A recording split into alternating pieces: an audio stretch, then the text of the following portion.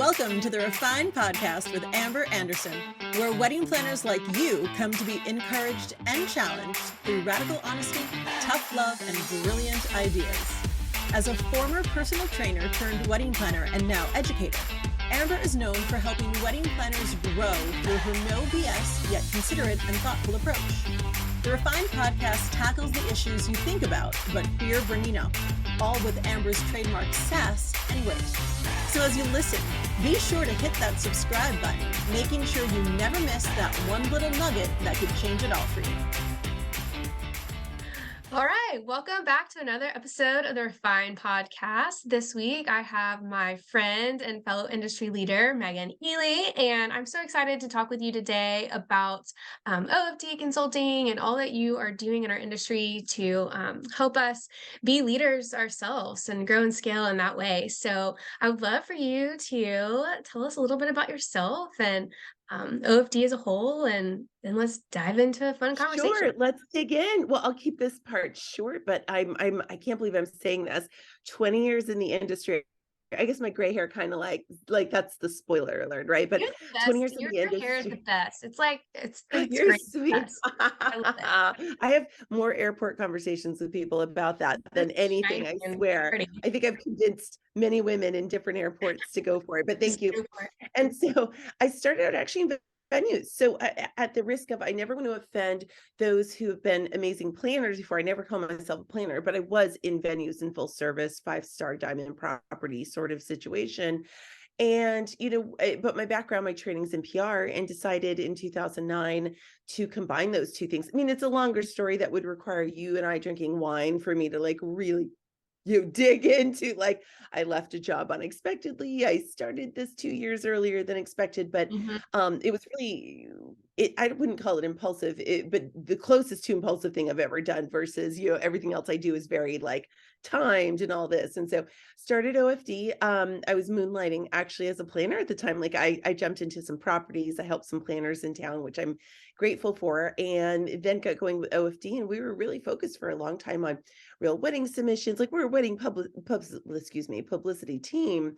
So it's real wedding submissions. That was our jam for a long time. It still is, but that was our primary focus. And then we dove into the world of getting people quoted, and we were starting to work with a ton of writers and helping with that. And then from there, thus grew. It was so interesting. Well, it was interesting to me, and you're tied to that, of course, is one of the ways I got the word out about OFD over the last 14 years has been speaking. And so from that grew the idea to become the founder of weddingindustryspeakers.com as well. So, we're a small but mighty PR team where we focus a lot on not just, of course, the real wedding submissions are fantastic, and we work with wonderful writers and all that. But the other side of it too is platforming people, having people, like you said, industry leaders come to us, whether they're new to the industry leader scene or there's someone who's been around the block a few times. And we help, with them, not only just with placement, but also strategy, what conference to be going to, best practices for podcasts, things like that. And so, yeah, we're based in Richmond, Virginia. I don't know. Is there anything else? I mean, I'm a cat lady too, but I feel like I'm gonna piggyback off what you just said, and okay, I'm ready. I'm ready. The direction that we had originally said, but okay, when you talk about leaders coming to you, whether they be new or established, but are looking for strategy and whatnot, what is maybe one just helpful tip for someone in that position? Where do they even start in having that conversation? And then once, let's say that they jump on with your team, what does that look like in working with you? Yeah, well, first step, if I may say, and it's so funny because deciding that you're ready to take that step is very exciting, right? I want to be this industry leader. I want to be known. I want to be known for something. I might want to speak. That's an exciting time, right? But I always tell people, it's what you really need to do is pause and ask yourself why. I think, Amber, people don't do that enough. And I always ask, we just go through the rigors of it. So I'll, come to somebody and say, hey, let's talk about, this is what you want to do. You want to be a speaker. Let's get into the why in that. And let me tell you why. And Amber, I know you're going to appreciate this too, is because everybody wants, when they want to be an industry leader, everybody has a different reason for it. And I always tell people, I'm always listen, I don't mean to be a Scrooge McDuck about this, but it does have to be about the money at the end of the day. Like, because some people come to me and say, well, I just want to explore it. Well, some of them will even admit it's kind of an ego situation, or I see my friends out there and I think I should be doing it. And as long as they're honest with me, any answer, just tell me your answer. Like anything is fine. But the fact of the matter is, at the end of the day, the industry as a whole, how do I say this? Okay, you're known for just saying your piece, lady, and that's what I'm going to do. The industry as a whole doesn't always value thought leaders in the way other industries do, right? We're not being paid big bucks to speak at all. Conferences often will waive registration fees and give us an audience, and there's value to that. But in some instances, you're practically paying to play, when it comes to that. Yeah. And so if you don't have an end game to that model where you can monetize it, for example, I have a wedding industry speakers course, I have a collective membership. Like if those things aren't available for you to sell and push your wares, then after a while you get really exhausted. You know what Yeah, I and mean? you're bankrolling yourself to all these conferences, and it does Yeah. get spendy. And I think too, I love that you said, let's start with asking why, because Yeah. I think there are a lot of things that, it seems glamorous, just like, Mhm. being a wedding pro seemed glamorous when we watched Father of the Bride, Uh-huh. The Wedding Planner, and all that. And then as we got into it, we realized, oh, this has a dirty side and a hard side. It is Yeah. really glamorous and fun, and has, I've been able to develop some really amazing relationships because of it, and, Yes. open some doors and opportunities, and, allow for conversations that our industry really need, right? So I'm appreciative of 100%. that. There's also a lot of pressure and a lot of, the industry is honestly not very forgiving. So like one wrong word and it's rough. And Yep. and there's things to consider on, okay, if I'm leaving my family and then I come Yes. home to this implosion, like what, you have to really weigh that. And some of those Yes. risks are really worth it because we are able to create change. And change Uh-huh. is never created without getting uncomfortable. But Yes. it's not just, I'm going to go speak, I'm going to get published in this article. There are Yeah. real sacrifices involved. There has to be a sustainability to it. I mean, Yeah. there are hard costs to everything. Let me give you a great example. Like you and I were just talking, at the time of this recording, I'm fresh off of NACE Evolve in Reno, and I just got back from it last night. And, it was pretty economical to go out there. I'm a partner of the organization, so I did waive my fee, and there were different reasons for that. Like I donate my time and it's fine, but there were hard costs to get out there. The flight was $500, the hotel was cheap, but when I came back, I was just lamenting too. I almost got stuck in Dallas overnight, like because of the snow unexpectedly. And I had to sit on a $425 hotel room, whether I needed it or not. And so people don't really, that's a rarity, but there are hard costs Mhm. associated with it. And you have to use the perfect term, bankroll. How long are you going to bankroll this idea? And you absolutely Yeah. can if it's going to lead to something. When you and we're lifting the veil on our relationship a bit, but when you were out on the road a little bit more, and even now, I imagine getting the word out about Refine. I mean, you're all about the conversations, but I would be remiss if it wasn't also about spreading the word about Refine. For Yeah. me, it's about my membership. You know what I mean? Like, so if you don't have those things, or at least an idea of those things, it can get old fast because the ROI is not necessarily putting food on your table at the end of the day. Does that make Yeah. sense? Again, I don't want No, to there's gotta sound be a funnel. yeah, like money, money, money. But I think there are a lot of great reasons to stand out in and want to serve others and start those conversations, but it does get old quickly if you don't have Yeah. a way to stay sustainable as a result of Yeah. that. It's funny. I feel like sometimes I'll go into a talk and I've got my funnel ready and I know like where to Yep. like pitch it just right. So because you don't want to be salesy. Um, and then I get into the talk and I'm just so passionate about the talk and what it's gonna, how it's gonna serve who I'm speaking to. And then I totally Yeah. forget about my funnel. And at the end of it, I'm like, well, I hope I helped someone at least because I didn't funnel myself. But like Yeah. that's It's on me. hard.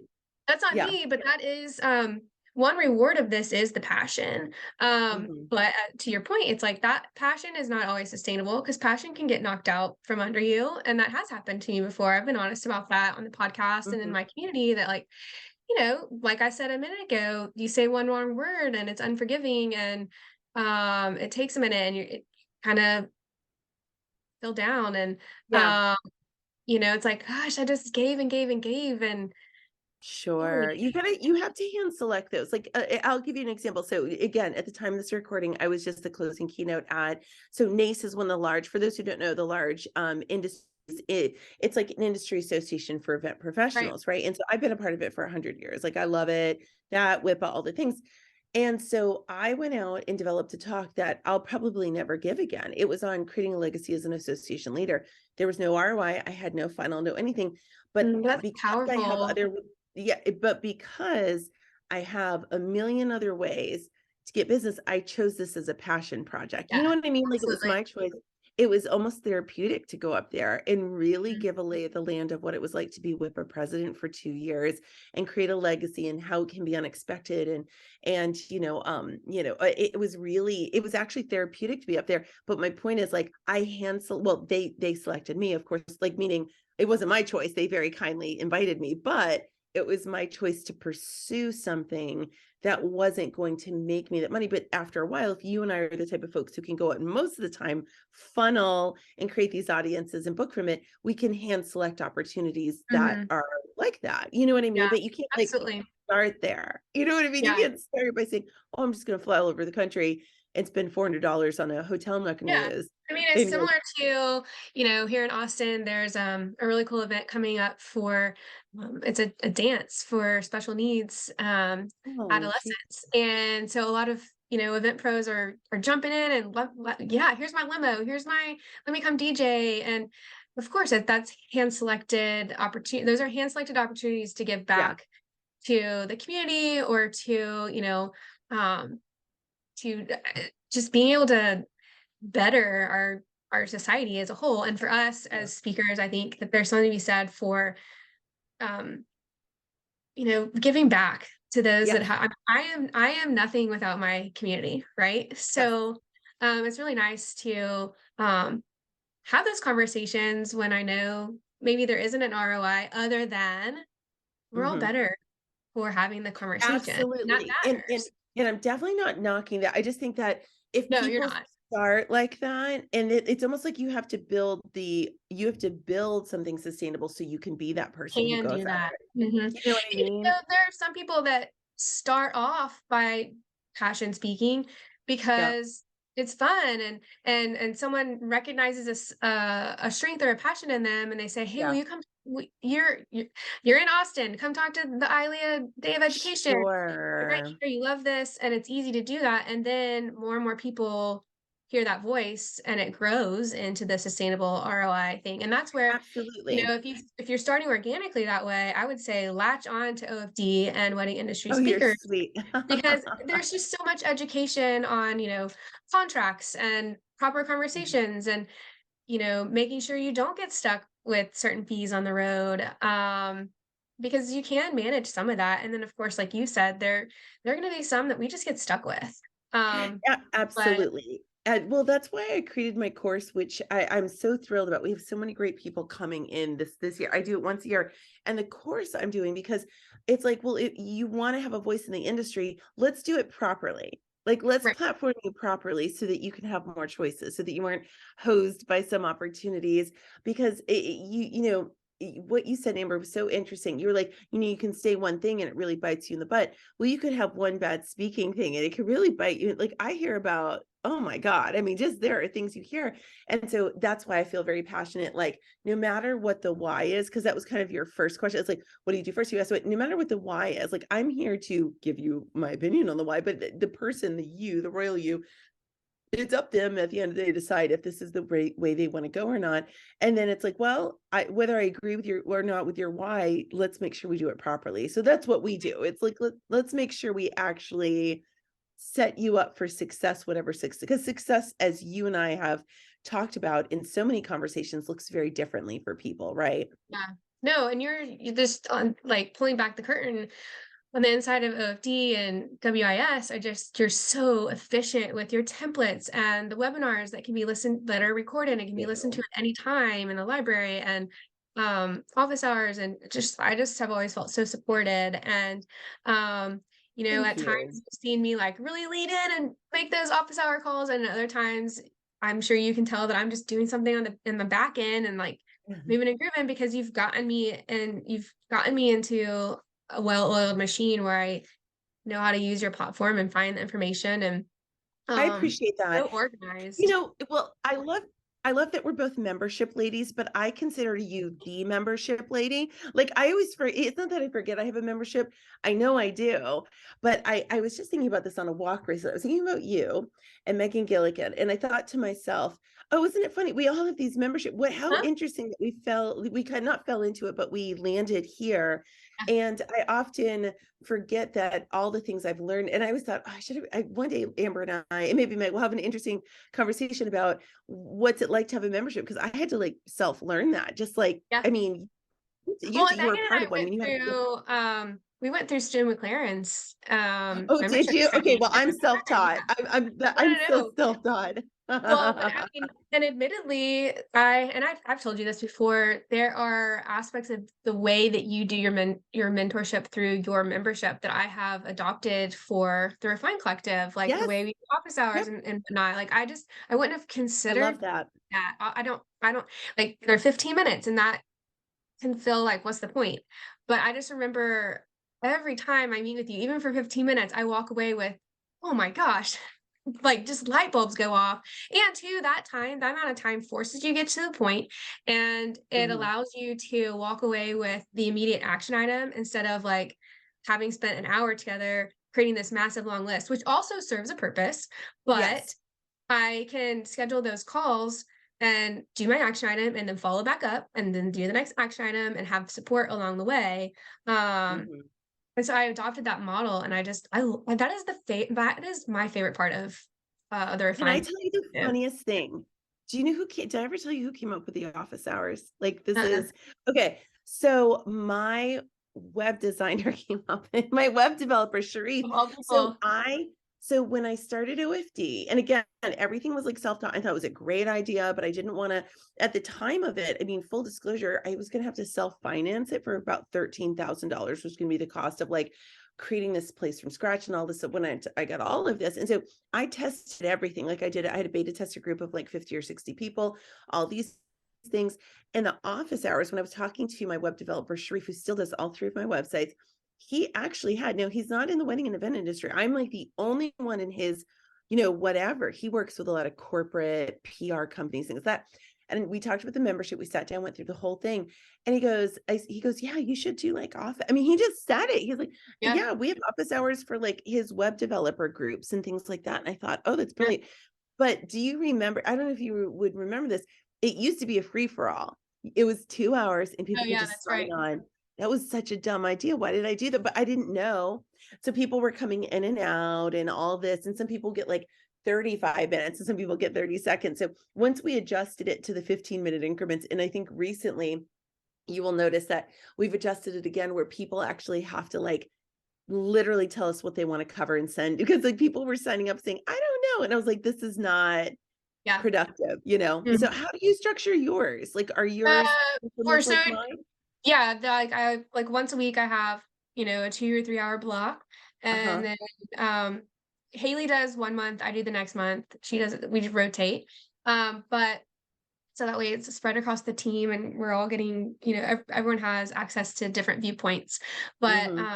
I find it really helpful for our business owners to be able to talk to Haley from the perspective of Oh, I love that. the associate. There's just there's so much power in being able to ask person you've hired like these questions. Mhm. So we trade off and then yeah, everyone gets a 15-minute block. And then similar to what you do, if someone signs up and then the next slot is empty, no one signed up, I'm happy to continue, until the next That's how person I signs am up. too. Yeah. Yeah. So someone Mhm. might get 30 minutes and then I give away a lot of stuff in that. Like if someone takes the time to sign up and we have a good conversation and I have a resource, even that's like Mhm. a paid resource in my Refine shop that applies to what we're talking about, I Mhm. most often just give it to them. I just want to see their success and I want to set them up for being able to do what we talked about. And so it's Yeah. worth it to me to do that. And I think it's just a perk of it's one of the way I incentivize to people to use that. Um and then and they can sign up with a topic or a get to know you because we have, Oh, you know, yeah. Okay. some those that have I like for our first session to always be like a little bit of a get to know you, unless someone's like coming in hot with a fire, and we can absolutely address that. But it allows me over Of time course. to understand, the context. And so, yeah, I would rather them usually with planning specifically, even if they sign up 2 weeks in advance without like a particular fire, there's always something to talk Mhm. about. But I do encourage Absolutely. them to just keep a running list of, at this wedding, I would have loved to have talked this out with someone. It's not a fire, but it's just, have I ever talked that out with anyone? And that way, when they show up to office hours, they can pull from that list of just, let's talk about it. So, okay, I have two things I want us to cover really, but we're gonna fly through them. Okay. Something you said earlier is leader, doer, manager, and I feel Oh, like yeah. you're such an amazing doer. So I want to talk about that, and then last thing I want to talk about is um PR jams, because Terica posted, or I saw it this morning. I don't know when she posted it. I saw one of her Instagram posts this morning that I loved, and I'm always like, I love Terica's Instagram. If you're not following Terica on Instagram, you're missing out. She's just such a power. So Um, lovely. but I want to reference one of her posts here in a second. So talk to me about being a doer. Like how, like I feel like you're not glued to your emails. You are absolutely traveling and like not at your You're computer quite often, kind. but I you can't believe respond immediately all the time. And I'm always like, oh my gosh, I feel like the how do you you're fine. do No, all I you're so funny. I love that I give the impression I'm not tied to my email. I love it. No, I'm you just are, but very you're like not. I don't know. You just you're do no, so much. no. I'll take it as the highest of compliments. I'll be perfectly honest. So, one of the things we're talking about offline was how well obviously the pandemic changed all of us, but one of the things that was very evident to me is that there are in our world, right? We have doers and managers and leaders, right? Mm. There are three things. This doesn't mean you're just one, but you No, just kind no, of of course oscillate. not. And so for me, during the pandemic, when more of my funds had to be towards other people working for me because I was in literal virtual school. My son has an IEP. And so between 8 a.m. and 1 p.m. every day, I mean, I learned second grade math again. I mean, that was all I could do. It was awful. Yeah, And so I found myself in a position where I was managing more. Now, as a business owner, as you know, as an industry leader, you are a leader by nature. And by you, I mean all of us, right? There's hints of that. There's no way you can't own a company and not be a of leader. I mean, that's course. how Yeah. it is. But what I found was I despise being a manager. Like I don't like managing. I love my team. I love my team. I don't like looking over someone making a contract and having to fix things. I Yeah. don't You just have I to just trust don't. everyone to do their job. Yeah, I am a doer. Like I would rather I know a lot of people are like, "Oh, I have CEO days and CEO vacations and all that." And that's great for them. And like I see the benefit of like workations, like you've taught me things like that. And I'm not knocking those. But for me, I would rather be in the trenches working with writers from the New York Times. Like I'll always Yeah. be a publicist at heart. That is where I'm happiest, period.